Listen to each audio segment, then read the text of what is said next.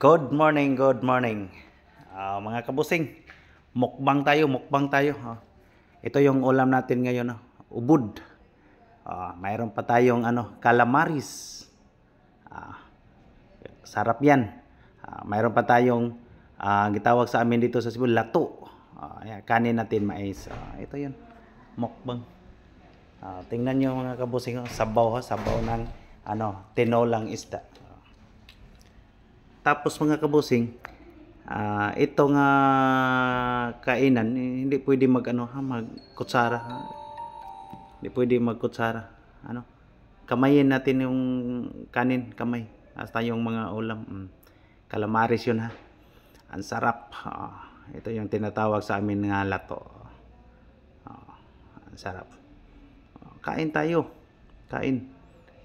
Kayong mga kabusing, tingnan yung kanin ko, kinamay ko, hasta yung ulam mo.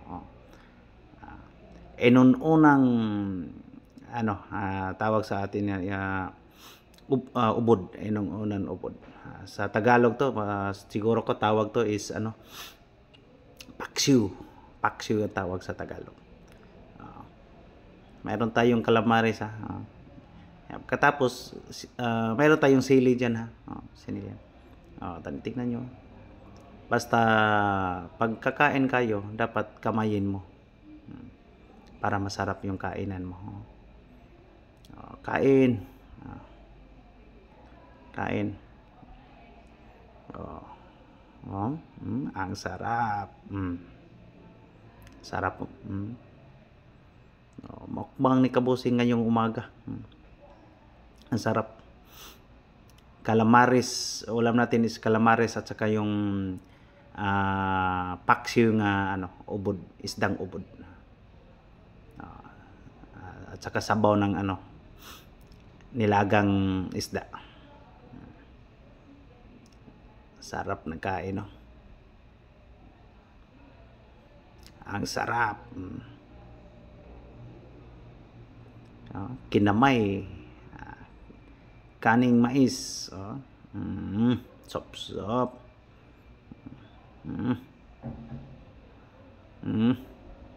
Ang sarap.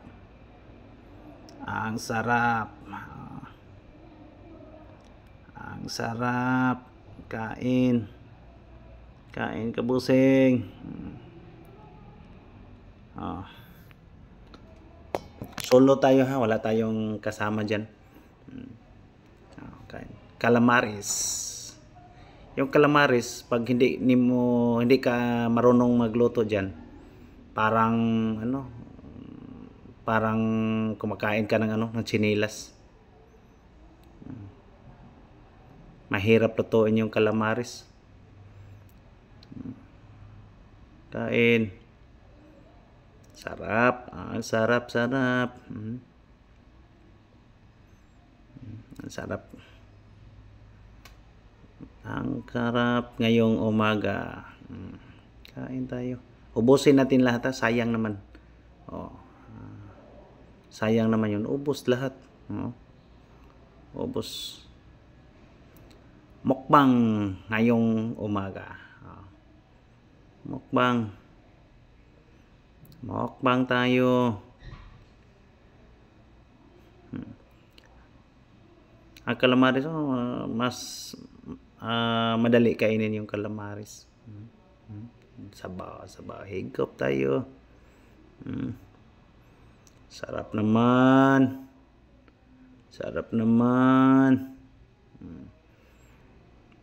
Ang sarap pag umaga. Basta mayroong sabaw at saka yung kanin. Sarap kainin yun. Sarap. Ang sarap naman. Sabaw.